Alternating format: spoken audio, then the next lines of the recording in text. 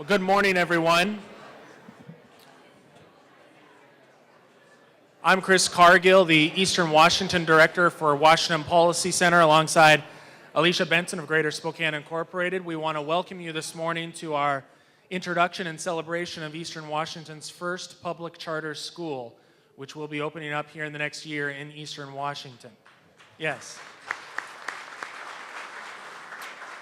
This is the closing session of our Eastern Washington Health and Education series and the opening session of our statewide education breakfast series, which will resume tomorrow morning in Seattle when we introduce the Western Washington community to the charter schools that are opening up over there. This morning you'll have the opportunity to hear from leaders in the educational community, leaders who have been very gracious with their time this morning and have been visionary in their effort to bring charter schools to our community. We really appreciate all of them. You'll hear from Dr. Shelley Redinger of Spokane Public Schools, as well as Brenda McDonald, the CEO of Pride Prep, and Dan Nicolai, who is the principal of Coeur d'Alene Charter Academy, in just a few moments. Let me thank our sponsors this morning, who are listed in your program, and they are really the organizations that are responsible for bringing you this event this morning and giving us the opportunity to celebrate Eastern Washington's first public charter school. They are Washington Trust Bank, Telect, INHS, Inland Northwest Health Services, Breakthrough Incorporated, and Wells Fargo. We also have several table sponsors with us, Tom Power, Mike Polson. So please thank all of our sponsors this morning.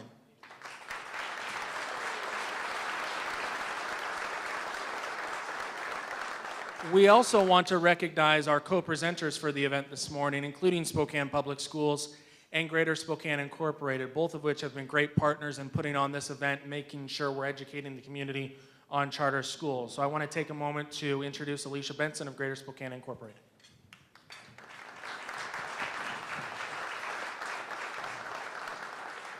Thanks, Chris. Good morning, everyone.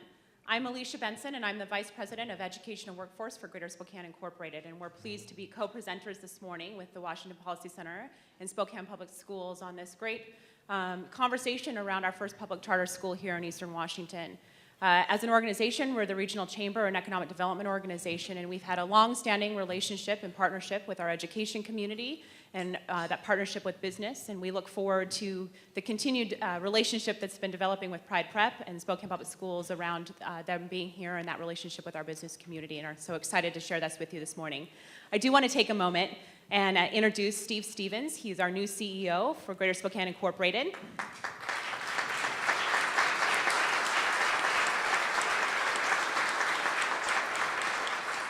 And Steve officially takes the helm July 1, but he happened to be in town this week, so I invited him down for some breakfast and to learn about all the great education activity happening here in our region. So on behalf of all of us at Greater Spokane Incorporated, welcome, have a great morning, and thank you for being here.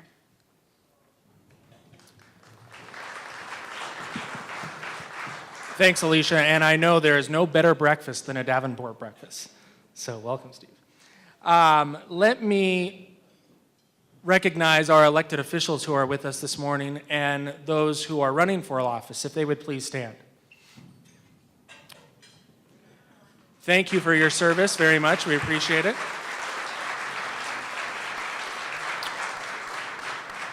We also want to recognize our Eastern Washington Advisory Board. These are the men and women who lead our efforts in Eastern Washington. If they would please stand. There are too many to name for the sake of time, but we'll recognize them here shortly. Don't be bashful, Tom. There you go. All right, thank you all very much for your service as well.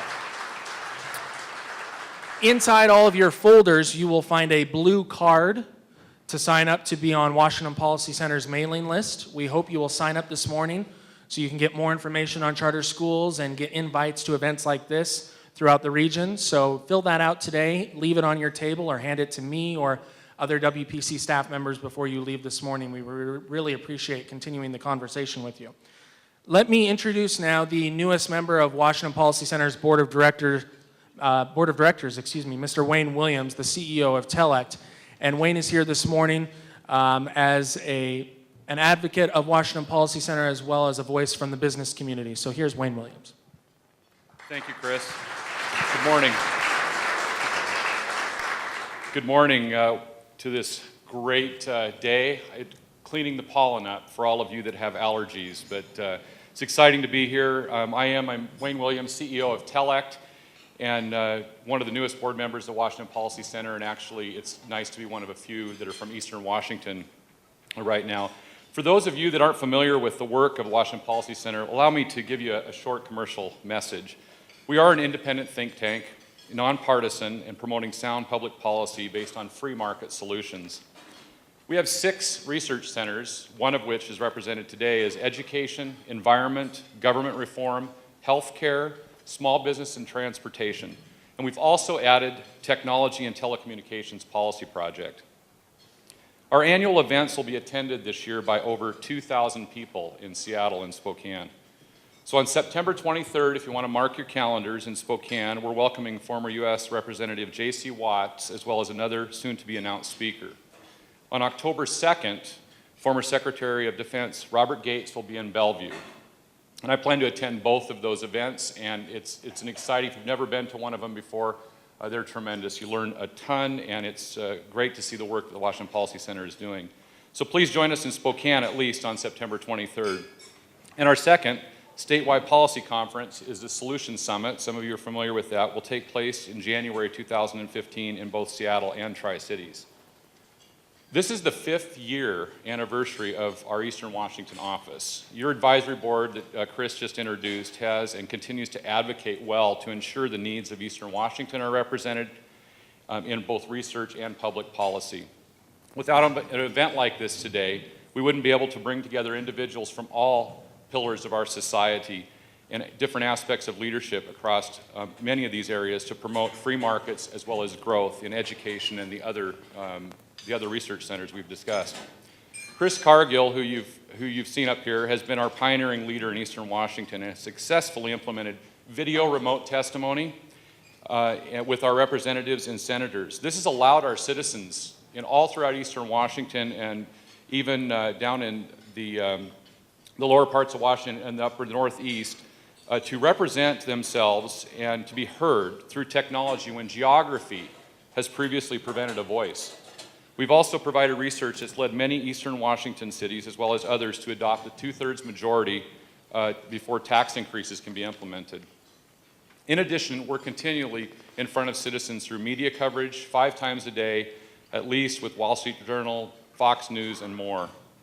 We're implementing a new strategic plan right now with key focus groups for polling, messaging, and on key issues, reaching new audiences with more research. If you're not a WPC member, and would like to receive these publications electronically on your tablet or your phone as well, I'd ask you to look, and Chris mentioned this card, it's inside your packet. You're welcome to join that with a complimentary 6-month membership. It's a great way to stay connected on education research, that's why you're here today, and all WPC research centers by receiving our publications, weekly emails, and invitations to our special donor-only events.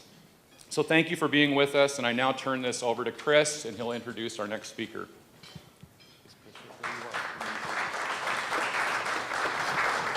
Thanks, Wayne, very much. Well, to know a charter school is to love a charter school. And there's one person in this room who actually is living on a part-time basis in a community where they have a ton of charter schools. And that is the Congresswoman from Eastern Washington, Representative Cathy McMorris Rodgers. It's my privilege to introduce her this morning to share a few thoughts with you on charter schools and what's going on in Congress right now. Congresswoman. Thanks, Chris. Good morning, everyone. It's great to see everyone. Thank you for coming out today. I am a big fan of the Washington Policy Center. They do great work on important issues that face the state, bringing people together, leaders in a bipartisan fashion to come up with those common sense solutions. And as you think about America, you think about our place in the world, foundational to America moving forward is having the best education system in the world. We like to celebrate that every major innovation over the last 150 years has happened right here in America. And we can be proud of that. From the airplane to the iPhone, you think, my goodness, America has led the world. And I want that to continue. And I think all of us share that goal. And it's understood that America has the best university and college system in the world. People come here to get a degree, learn at our universities and colleges. But I think we're seeing more and more where we need to do a better job in our K-12 system. And part of that, it seems to me, is providing more choices so that we can make sure that each individual student is in a learning environment where they can succeed. And that is what I see charter schools bringing to Washington State. I am excited that Spokane is going to have one of the first charter schools in the country. As was mentioned, you know, we have 3 kids now, but our oldest, Cole, he's now 7 years old in first grade. He graduated from the Guild School, right, as a 3-year-old, and must reinforce that the Guild School is a treasure for Spokane. I have found nothing like it all across the country.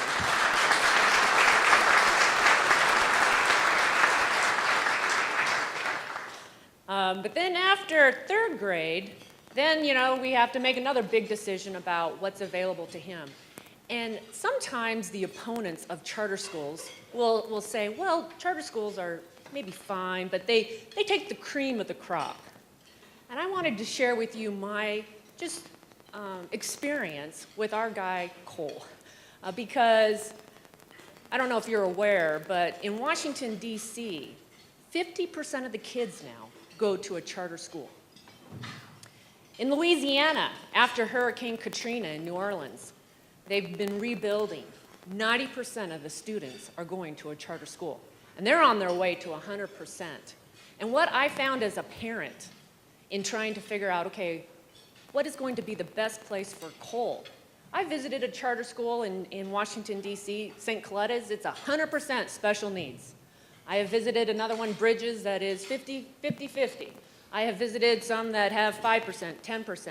I have visited schools that are focused on Spanish immersion. What I see is that there's a lot of choices made available. And as a parent, now thinking of my kids, I cherish those choices.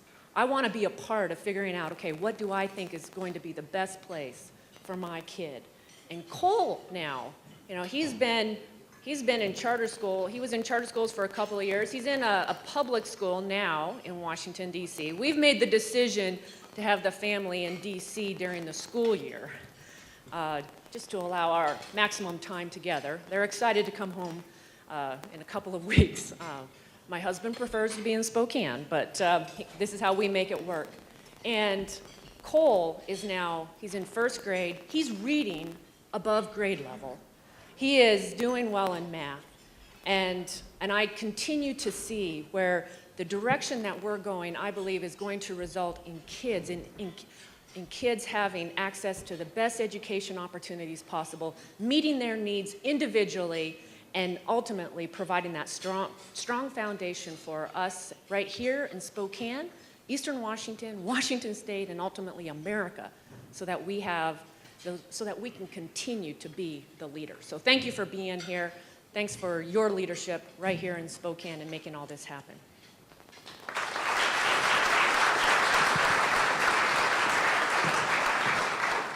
Thank you very much, Congresswoman. Well, we've arrived. It's hard to believe that just a few years ago, Washington State was one of only 9 states in the country that did not allow public charter schools. Of course, that changed with the passage of Initiative 1240 several years ago. And now we are well on our way to establishing the first 8 public charter schools here in Washington State. Now, in all of your folders, you will find a new study, brand new, hot off the presses, literally last night they came off the presses, that details each and every public charter school that's going to be opening here in Washington State over the next year. These are the initial 8 that are going to be opening up, and hopefully over time we will see additional school districts and additional schools open up as well. As you probably know, or maybe you don't, the initiative allows for the creation of 40 charter schools, 8 over 5 years. There are past and present supporters of charter schools in this room this morning, but really the visionary leaders are 2 folks that you're going to hear from this morning, Dr. Redinger and Brenda McDonald. Since we opened our Center for Education in 2008, our director, Lee Finna, has been discovering and studying ways to improve the public schools in Washington State. She has been examining public school successes in other states. You heard Representative McMorris Rodgers talk about the state of Louisiana. And she saw that charter schools were an exciting learning opportunity that Washington State did not have until a few years ago when we passed Initiative 1240. In January of 2011, we published Lee's study, An Option for Learning. This study reintroduced the topic once again, and as you'll hear from Lee, it was really the catalyst to bringing this issue to the forefront. So ladies and gentlemen, to take you through the rest of the program this morning, our Education Center Director, Lee Finna. Kathy McMorris Rodgers has just made the most fantastic testament for charter schools that I have heard to date. So listen carefully to what you're going to hear this morning. You are at the forefront of innovation and improvement in the public schools in Washington State here in Spokane. As Chris said, in January of 2011, we published a study called An Option for Learning about successful charter schools across the nation. 8 months later, in the fall of 2011, charter school supporters in the state PTA, some of whom will be at our breakfast tomorrow in Seattle, used our study to convince the state PTA to support charter schools for the first time in its history. Just a few months after that, in January 2012, a bipartisan group of legislators tried to pass a charter school bill in the legislature, but were defeated. This led to Initiative 1240 being put before the people, which, as you know, passed in November 2012. During the campaign, our Center for Education provided accurate information to the public about that initiative and about what the research on charter schools actually shows in the form of additional studies, editorials, blog posts, and in public debates. After the initiative passed, we at the Washington Policy Center decided to continue following the charter school implementation to help ensure that the voters' will is faithfully implemented. We call this the Initiative 1240 Follow-Up Project, and we have a separate page for that on our website. So if you're interested, you can see what we're posting there. I therefore closely follow the selection process for the new schools. And as part of that project, we are bringing the first charter school in the Spokane area before you, and the superintendent as well, who is the leader in the state in starting. Is being the first district in the state of Washington to authorize charter schools. We have 295 districts, and Spokane is at the forefront, and others will be coming to her for instruction on how to open charter schools in their districts soon. Before I introduce them, I'd like to briefly describe what a charter school is, so that some of you may not know why they are able to customize the program for students so well. They are public schools open to all students. They operate within the public school system, and they must cover the same basic subjects as other schools. Their students must take state standardized tests, and of course they cannot discriminate, and they must follow basic safety laws, and they cannot teach religion. But what they can do is they give their principals and their teachers important freedom and flexibility from many bureaucratic and restrictive rules that govern conventional schools. Charter schools are allowed to control the actual dollars in their budgets. They can design their educational programs, and they can choose the team that will work at the school. In exchange for this liberty, they chart their own course. In exchange for this liberty to chart their own course, they must deliver certain academic results. If they fail, they can lose their charter to operate from the state. They must also, and this is very important, they must also attract their own students. No one is assigned to a charter school.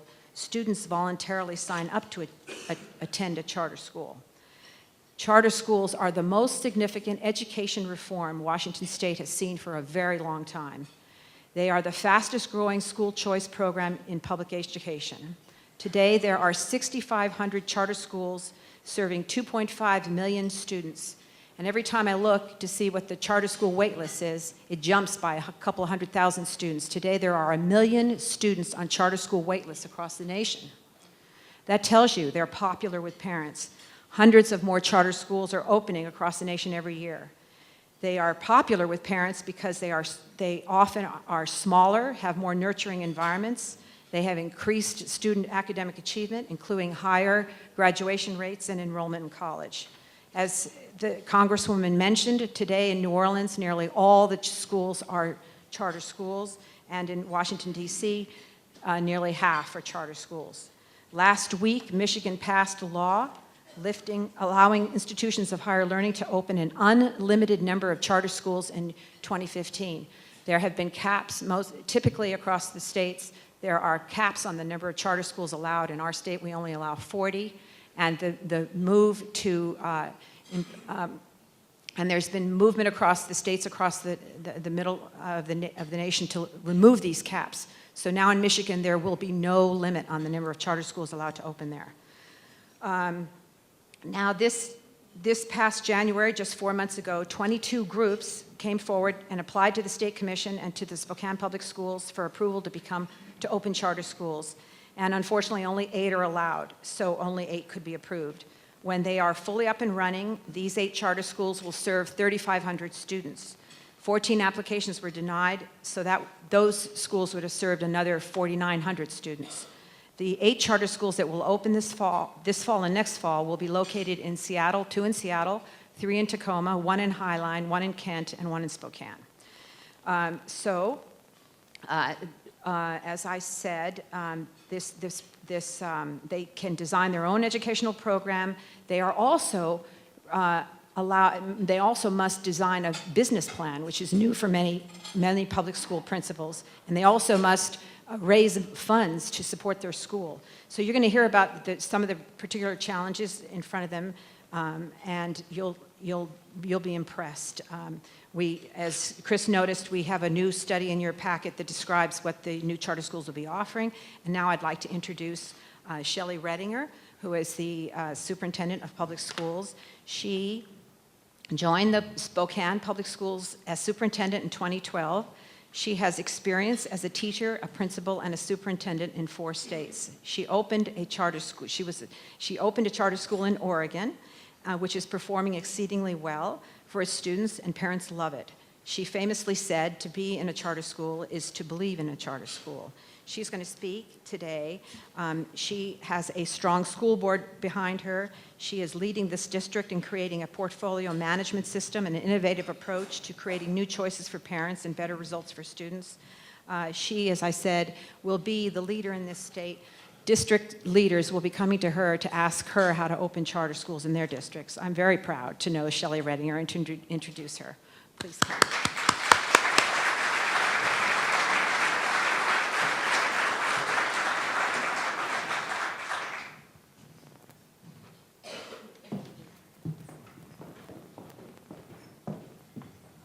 Well, good morning, fellow Spokanites and guests here in Spokane.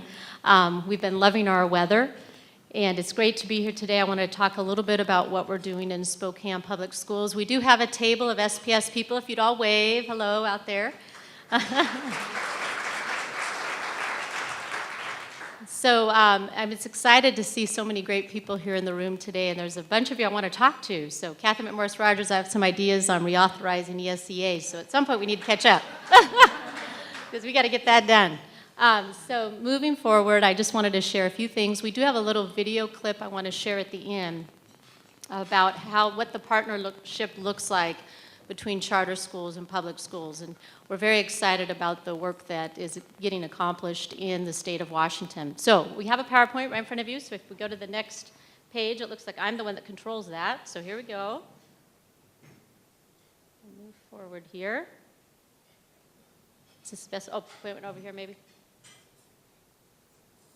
Here, we'll just do that. Thank you. He'll drive for us. So why did we choose to become an authorizer? I do get this question all the time. I still think many of my peers think I'm a little crazy, but that's okay. Keep them guessing. But the big thing that is very important to us is that we want to have choices and options for our families. And my first year here, what I heard is that people really want more in our community choices and options. We really had a one-size-fits-all school system where almost every elementary school looked the same. Really a lack of energy in the buildings, and I was very concerned. So we heard this from families and the community, and so we decided to go ahead and have more choices and options and listen to what they want. And at the same time, the charter school law passed. And fortunately, I knew right away what we needed to do because a similar law passed when I was superintendent in Oregon. And what we found is that have it be a partnership, it really could increase innovation and your community working together for all of your students. And so what we found, however, is the process for authorizing in Washington State is quite rigorous. Fortunately, I have an excellent team of people, and they all work together to complete the application. I remember WASDA the Washington School Directors Association, did a workshop in Olympia, and I sent a team over there, and they texted me from the meeting and said, "Oh, Shelley, this is just going to be too hard. We just can't do this." And I thought, no, we're going to get it done. And we did, and everyone lived to still talk about it because it was quite a rigorous process. But we are the first authorizer in the state for a public school system, which I feel very strongly about, and that I do think more districts need to do this. I know we have a number of them calling us wanting to also follow suit and become an authorizer. It does allow you to have a strong partnership with your charter schools, which is something we believe strongly in. Even the National School Boards Association is supportive of charter schools that work closely with their local school board, and that is a very successful model throughout the nation as well. So just going on to the next slide here.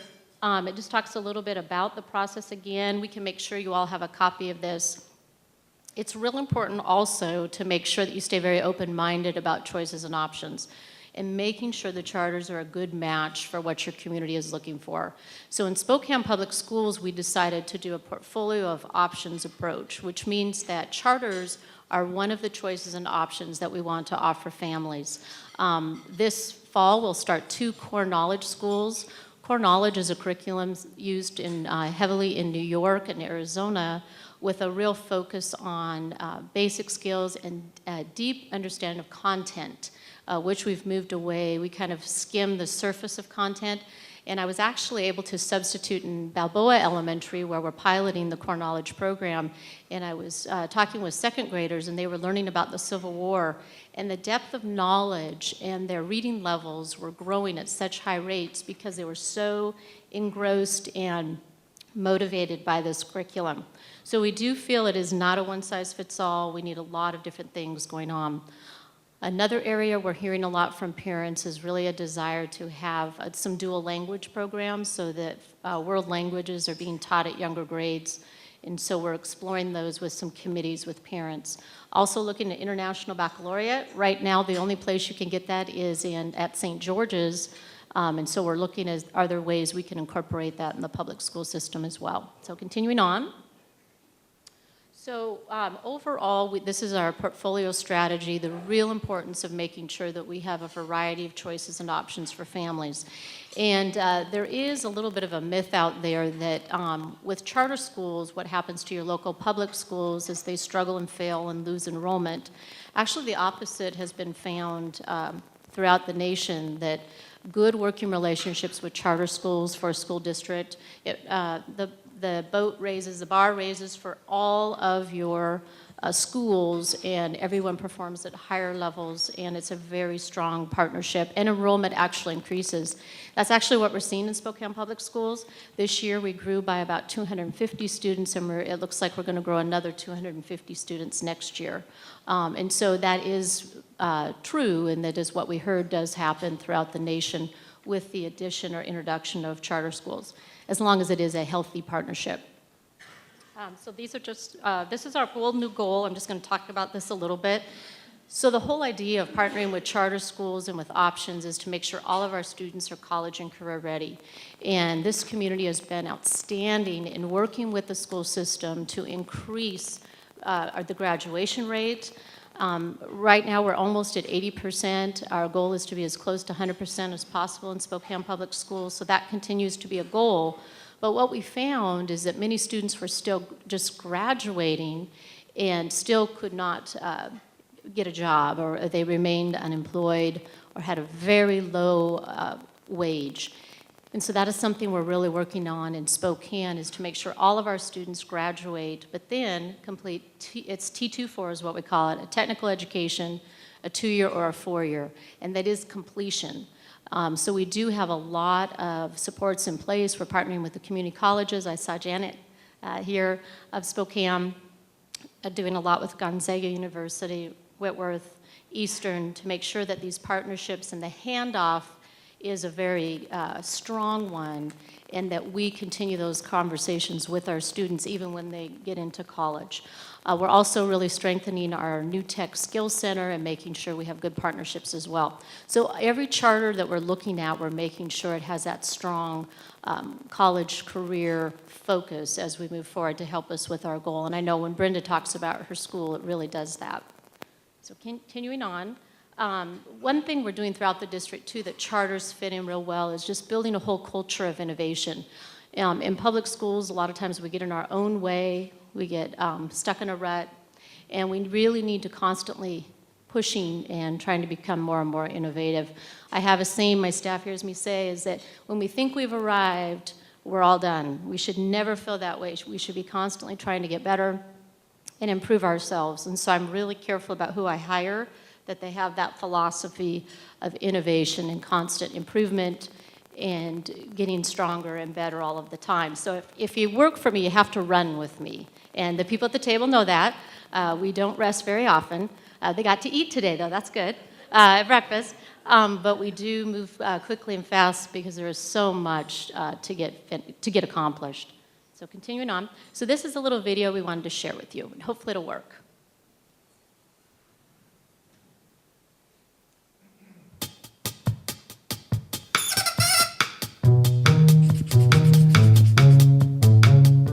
Welcome to the Spokane Public Schools Department of Innovation.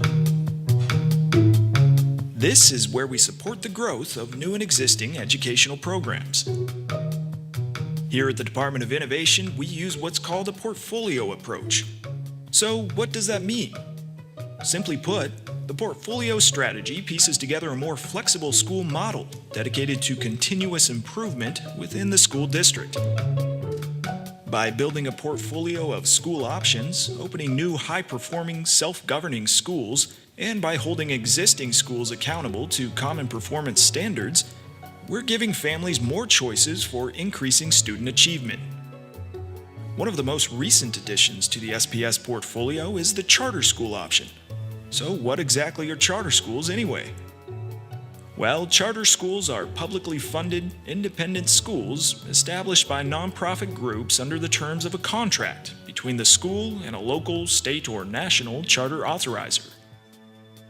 These schools operate under their own board of directors and work a lot like a nonprofit business, the business of educating children. Charter schools are subject to the same academic standards as other public schools, and they receive state funding based on student enrollment. They have a high degree of autonomy when it comes to staffing, curriculum, and budget, and in return for this flexibility comes a high degree of accountability. You might be wondering, how do charter schools fit into the Spokane Public School District anyway? In 2012, Washington voters chose to make our state the 42nd in the country to allow charter schools.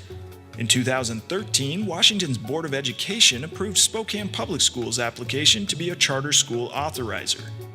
This makes us the only district in the state that's allowed to approve or deny charters within our school district boundaries.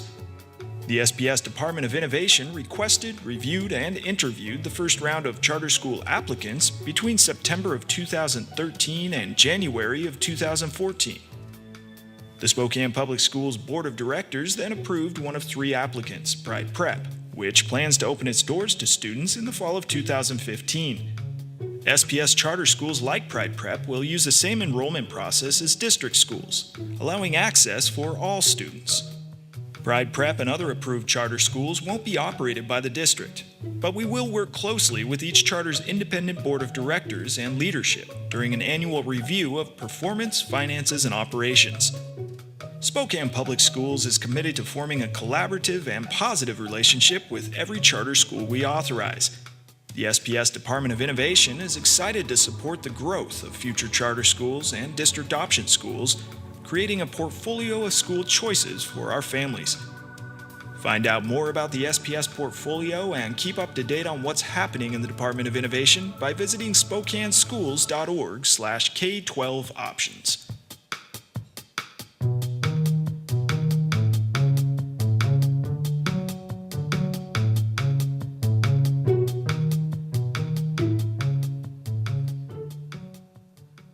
So I just want to give you oh, thank you. We have a great team working with us on some of these videos to help get the word out. So I know there's going to be a time a little bit later for questions, and I know Brenda's next, so I'll go ahead and sit up here and give it over to Brenda.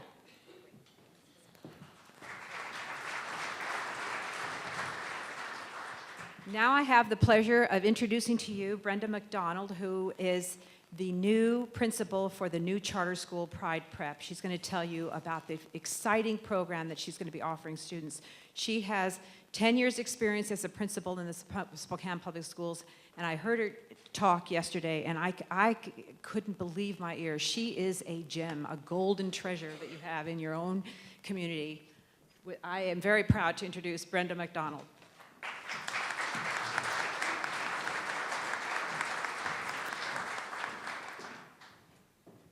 Good morning, everyone. Thank you for having me.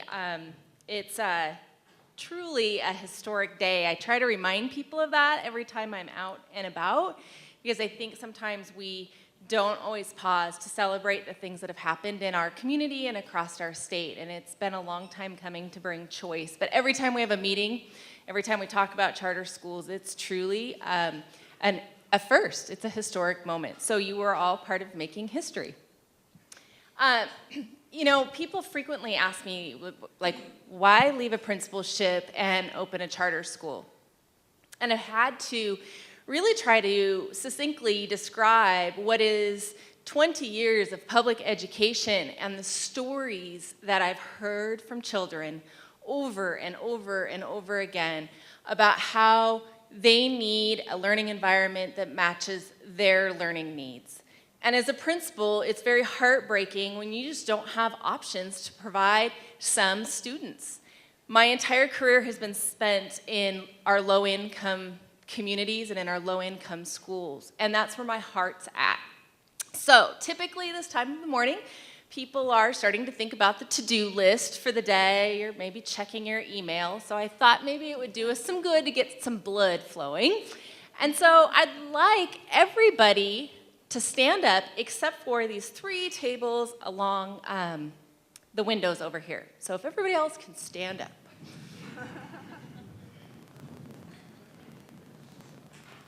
So you all represent about 100 of our low-income graduating seniors.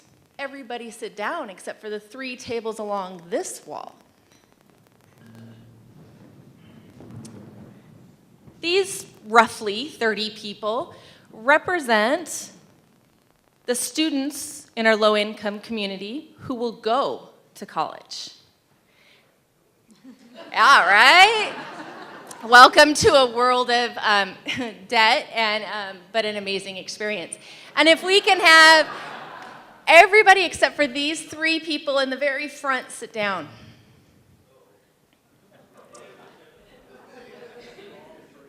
These are the 3 people that will actually earn degrees.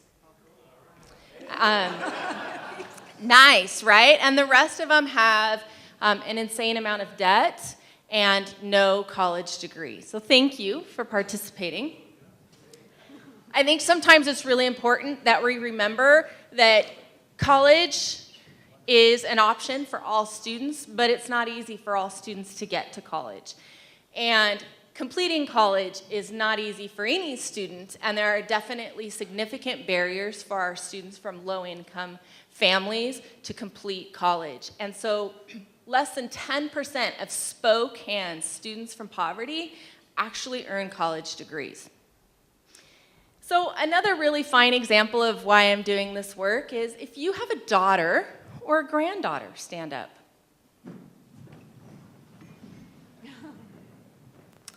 So your daughters and granddaughters are 3 times less likely to become scientists, mathematicians, and engineers than their brothers or their male peers. Thank you. And if you're a student of color, you're 18 times less likely to become a scientist, an engineer, or a mathematician than your white peers. Those are the statistics that Pride wants to change. Those are the outcomes that we're aiming to shift in the Spokane community, because we believe that all of our kids have amazing potential and bright futures, and that those data points are not coming from a low-income family has nothing to do with your amazing potential or what you can do. It simply has to do with the amount of support you need. It has to do with whether or not you have the confidence to finish things that you start and aren't sure if you're going to be able to be successful. And it has everything in the world to do with the mentorships that we provide students, both in our K-12 system and as they move into post-secondary. So on everyone's mind is, how is a charter school going to do that? Well, first of all, it's really critical that we think about what happens within the walls of Pride Prep very differently than what happens in our traditional schools. So being a public school educator for as long as I have, I really believe in Spokane we have high quality schools for most of our students. I was a product of Spokane Public Schools. My father was a longtime school administrator for Spokane. We have done amazing things in the Spokane community to create very great schools for most of our kids. But they all do the same thing. They're all very traditional. Even in our private sector, they look very traditional. There are very few places, in fact, in Spokane where there's a learning environment that looks significantly different. I was on the floor of Pearson Packaging not too long ago, and when you walk into their workspace, you see machines that are being built to package various things across the country and world. You see engineers talking to people who are actually constructing them. They're probably going to go get online and talk with somebody across the states to do something else. Our schools have to reflect that kind of environment, not classrooms where kids sit and listen to teachers or do a few projects. They have to reflect environments where kids can touch things, can provide solutions to problems, and then have them not work, because no one solution is always going to work. And our kids have to experience that. They have to experience what it's like for something to not work and then come back at it and figure it out. Because that's what all of our business people do on a day in and day out basis. And our schools have to reflect that we don't do things and get it right always the first time. So we've designed a school that supports students in building those kind of skills. The skills they kind of need to reach their full potential, that allow them to practice problem solving, create their own goals and action plans, take ownership in their learning, and where they utilize creativity to solve problems. And we're not just about supporting students, we're also about supporting families. I frequently get asked, like, what are your expectations of families? Really, the question is, what are families expecting of Pride Prep? And how can we meet you as a family where you're at and where your child's at, and allow you to be involved in your child's education in a way that's meaningful to you as a family? For some of us, that's really easy to do. We can get away from our jobs. We can come connect with the school. For our families that are from low-income communities, oftentimes they're working 2 or 3 jobs. They can't leave their job or they will no longer have a job. And so we have to work through that and figure out how to best support them. It's not that they don't want to be part of their child's education. It's that the education system currently runs from 8 a.m. to 3 p.m., and that's when you have to come to the school to do your business as a parent. And that has to shift. So we've designed our school to do that. We've lengthened the day and lengthened the school year, but more important, we've changed what happens during that time. So our students do attend for 8 hours, 7:45 to 3:45 p.m., and 190 days of the school year, or of the year. But what we've done during that time is 2 different things. We've shifted what the schedule looks like, and we've shifted what the environment looks like. In addition, we've changed what kind of support we provide for teachers, because I think teachers have an extraordinarily difficult job. And our secondary teachers, our middle school and high school teachers, see over 150 students sometimes a day. At Pride, they'll see about 60 students a day. And our goal is that they have a significant amount of time to connect and build relationships with those students. We dive deeply into content, and we do it through science, technology, engineering, topics, and projects. We provide personalized practice time, so our goal is that students aren't taking anything home with them that is essential for them to be able to gain the skills and knowledge that they need to reach their full potential. So they spend somewhere between an hour and 2 hours engaged in personalized practice that doesn't under-challenge them and doesn't over-challenge them.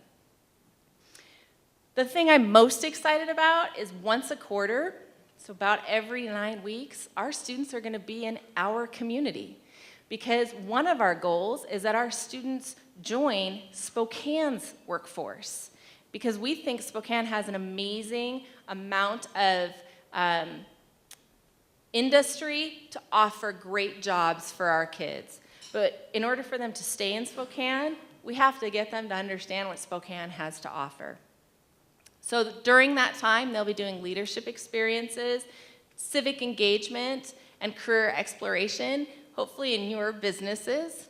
And they're going to be building relationships with you so that they can do internships in their junior and senior year, so that when they go to college, they have some sense of what they want to do. It's very easy to persevere when you know what you want to be at the end of the road. It's very difficult when you're not quite sure exactly what you want to be. Lastly, we believe that it's essential that our kids have technology in their hands. So we're a one-to-one technology school. Our students will carry a tablet with them. They'll use that to communicate the same way that all of us and probably they communicate for the most part. And so we believe that that's going to give them a leg up when they go to college, and it's going to allow them to be able to have a support at their fingertips all day long. At Pride, we believe that one of the key pieces for student success is the business and community leaders, such as yourself. You keep us from building static, stagnant schools that don't change with the needs of Spokane's workforce. You help us think about innovation in a different way, and you bring an expertise that educators need. So I challenge you, roll up your sleeves with me, join our board, become part of our advisory, open your doors to our students, but most of all, get involved in building what is going to be an amazing school, but it needs to be our school, and it needs to meet the needs of your workforce and our students. So thank you.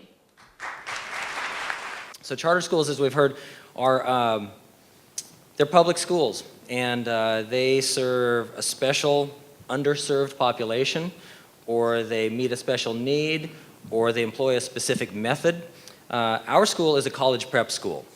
Okay, so this is why we end up with the stats that we have. Obviously, we attract a certain clientele. We don't screen, obviously, we can't do that. We don't have any tests for entry. But our mission is college prep specifically. And what happened was that our founder, Dr. Proser, who had been a long-time teacher in the Coeur d'Alene area, when the charter school law passed in Idaho in 1999, he acknowledged, along with a group of supportive parents, that there is a group that is traditionally underserved in a typical public school. And those are not the gifted kids. We have all kinds of programs for gifted kids. They're not the special needs kids. We have all kinds of programs for those, and we should have, on both ends of the spectrum, by the way, we should have it. The kids whose needs are most often kind of ignored, the kids who are just going to do fine, are the bright, motivated kids, neither gifted nor special needs. And so he said, we need a place for these people. And the way he phrased it was that he wanted to create a private school atmosphere for everybody's kids. And the example he gave was he wanted the single mom who's turning down sheets at the Coeur d'Alene Resort and trying to pay the bills to be able to send her kids to a school that would really challenge those kids and take them to the next level. Well, we've done that, of course. We opened in 1999. We were authorized by our local school district back before they knew better, I guess, than to let us in the door. And it was a bold move. And I have now 3 people in the community. One is a senator, one works for the Charter School Council now, and the other one is just a former board member for District 271. Each of them claims to have cast the deciding vote to allow our existence.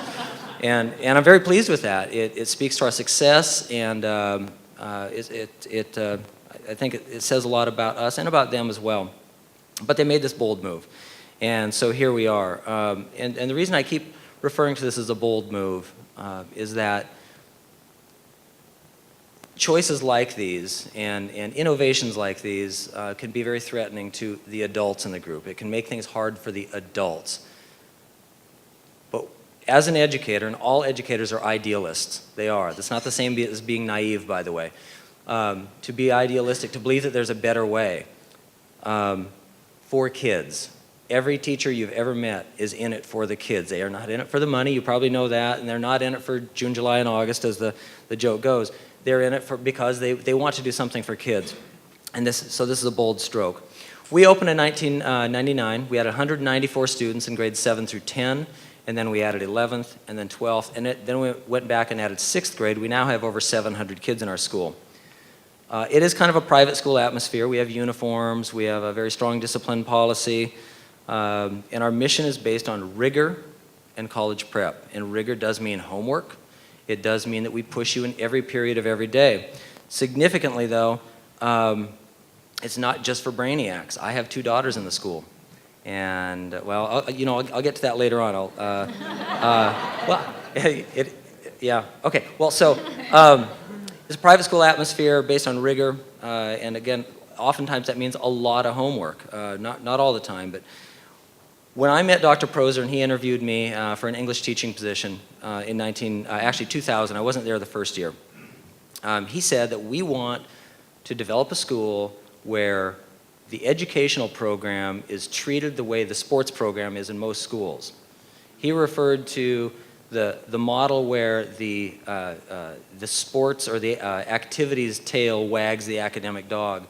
And having been a coach for many, many years when I lived in Montana, I know that my varsity athletes missed at least 2 days of school a week. And nobody thought anything of it. I one time, I'm getting off my script here, but I one time missed a volleyball match. I was the head volleyball coach. I missed a volleyball match to go on a special late season hunt. And when I came back, I had to sit down with the principal. He said, "You can't do that." And I said, "Well, I could take a personal day if you want to." It was a Saturday. And he said, "No, you just can't miss." Nobody complained that I missed a day of school. But I did have complaints that I missed a volleyball match. We won, by the way. which I thought strengthened my case. So now, originally, Dr. Proser's plan was we aren't going to have sports. Well, as a college prep school, you need to have something like sports. Colleges, selective schools, want to see kids who are well-rounded, have been involved in sports and student government and all that stuff, that whole well-rounded thing. And so we developed some sports programs, and interestingly enough, despite the fact that we are not a sports school, we have a much higher participation rate than the other schools. And by the way, we even have success in our sports programs. Our track and cross-country teams are competitive at the state level. I've placed there several times. I took a volleyball team to the state tournament. Our soccer team in its 2nd year was 4th in state this year. So interestingly enough, these kids who don't come for sports but are very coachable, very, very easy to work with, and very hardworking, they go out and they represent themselves and their school well. When you talk about the academic focus of our school, kids come to our school knowing that it is, and it's known this way in the community, it's the nerd school. And they're cool with that. I preside over a bunch of nerds. I even suggested that we rename our sports team. We're the Panthers. I suggested that we rename our sports team as the Nerds. Didn't get much traction on that, but I love the idea of the headline saying "Nerds win championship," and picture the mascot, of course. I might pose for it. So I like to tell the story about the young lady who left in the middle of her 8th grade year when I was still teaching. And she left because she was really stressed out. There's too much work. She was drowning in work, and it just seemed like a thankless thing. She took off, went to one of the other local schools, and she came back the middle of her freshman year. And I said, Christine, I'm so happy to see you back. What happened? And she said, I came back because over here, it's cool to be smart. It's okay to be smart, actually, were her words. And unfortunately, and all the educators in the room know this, there can be a really high degree of negative peer pressure. If you're the curve wrecker, if you're the one who always aces the tests, you can be looked down upon and teased. That doesn't exist at our place. Not to say we're perfect, not to say that we don't have normal kids, but that particular dynamic does not exist. One of the other things Dr. Proser told me when I came in was we are out to reestablish a C as an average grade. We all know about grade inflation. It doesn't mean we're going to force everybody into a bell-shaped curve, but what it does mean is that if you merely do what's required of you, meet all the requirements of the assignment, you're going to get a C. If you do something better, every report card you ever got said a C is average and a B is above average. B's don't feel like above average anymore, right? So when you earn an A at our school, you have really done something special. I think we've graduated fewer than 10 straight A students in our 15 years. And yet they go off to some pretty amazing schools. And that's one of the common questions. Okay, so if you are lowering grades for kids, how does that translate when they're applying at Princeton or Dartmouth or Harvard or whatever? Is that going to hurt them? Well, the answer is no. I'll give you an example, a couple of examples. 2 years ago, our graduating class had 36 students in it. They were offered $3.5 million in scholarships. 4 of the 36 went to West Point. They go where they want to go. Last year, we had 52 graduates. They were offered $5.7 million in scholarships.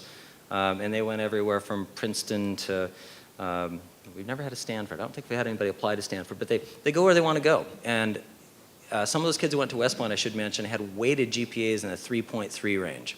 Okay? They are not penalized for the grades because selective schools understand grade inflation. They look at test scores, they look at the school you went to, et cetera. Okay, so one of the things that I see in Principal McDonald here that I find very, very impressive, you see the passion. And in a charter school, again, all teachers are passionate about what they do. They're all very idealistic.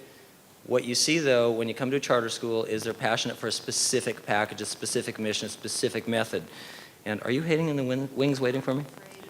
Oh, okay. Well, let me tell you just briefly.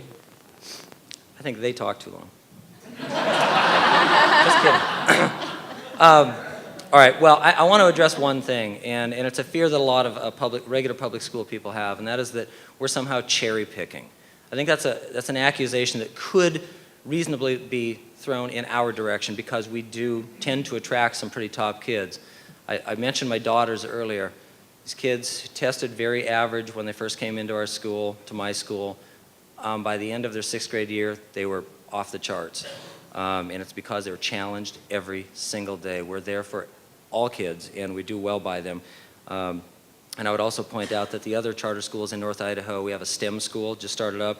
We have an experiential school that gets a lot of those kids who weren't making it in the regular public school in Sandpoint, not cherry picking there at all.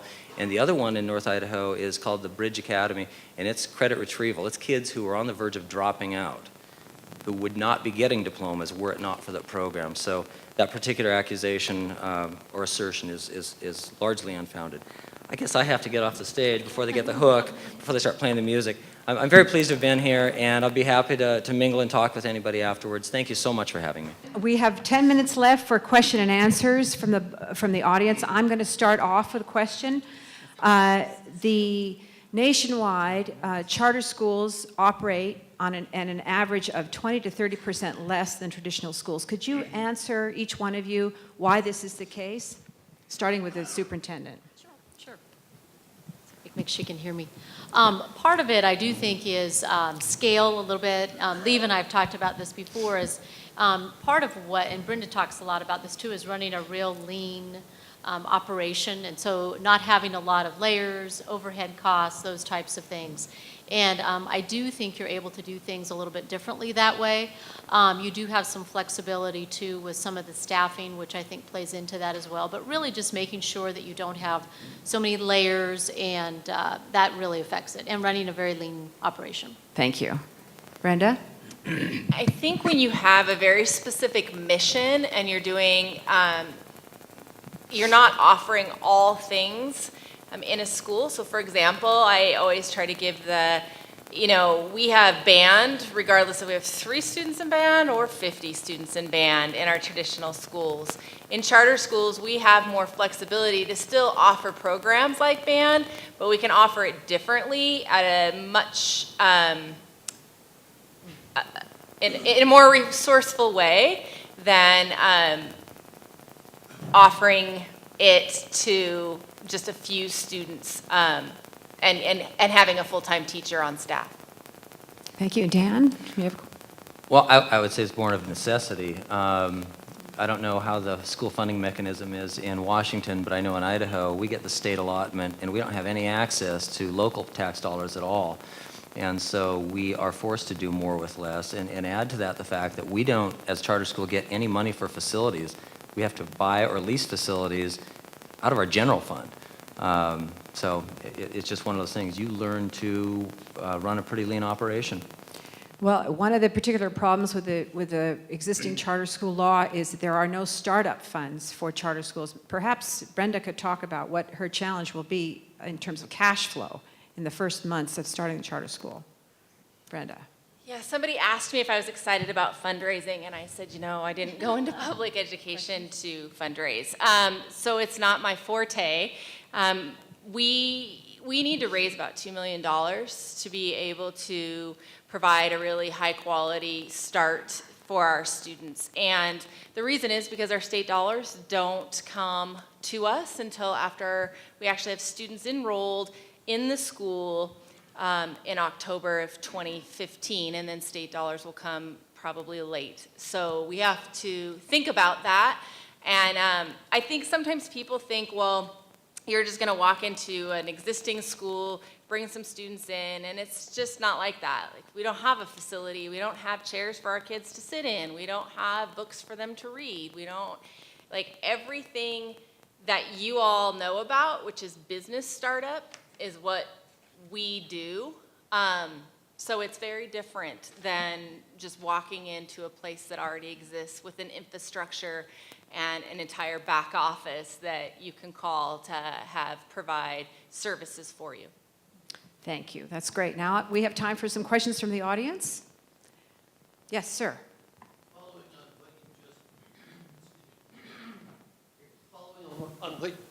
Following in on what you just said, excuse me, do you, you don't really know where the school will be, it sounds like, and you really don't know where the money is going to come from, so that's what you're doing as far as a business plan, it sounds like.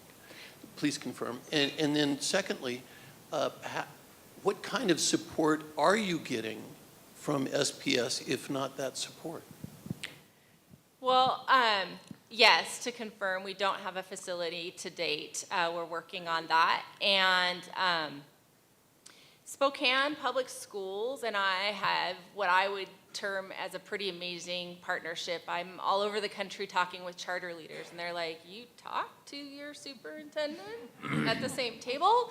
And I'm like, yeah, we have this great partnership. We're really about creating a high quality school system for all students so that 100% of our students, regardless of who they are, where they come from, get their learning needs met.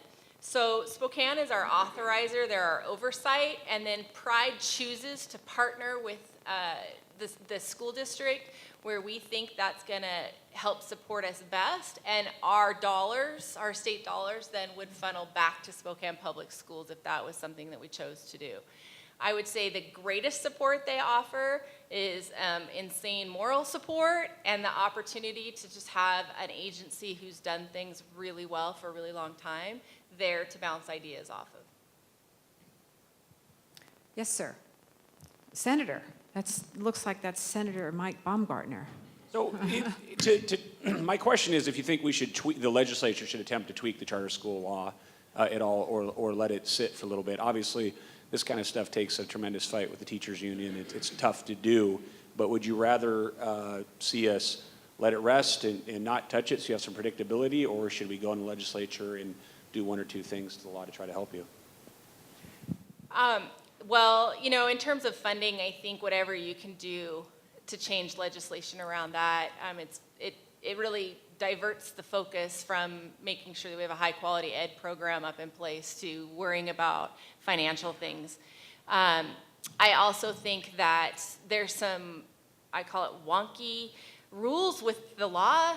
Washington's law is built, and we've created charter schools for students who we consider to be at risk, but we're completely open enrollment, which means the onus is on the charter school to go out and market in our really underserved communities and make sure that those families put their name in for the lottery.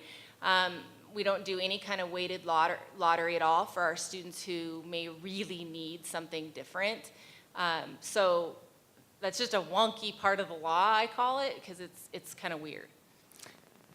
May I throw something in here? Yes. Senator, I would encourage you to guard yourself against over-legislating charter schools. Idaho has made what I would call some bad choices in recent years. We always marvel when we hear that charter schools are free from many of the regulations. We did a breakdown of that. We have far more regulation than any regular public school ever dreamed of. It's really hard to be innovative and do anything special. So make sure that you allow them the freedom to experiment and innovate. I think we've come to the end of our program. We've probably gone over the time. I know everyone is busy. But thank you very much, each and every one of you, for coming today.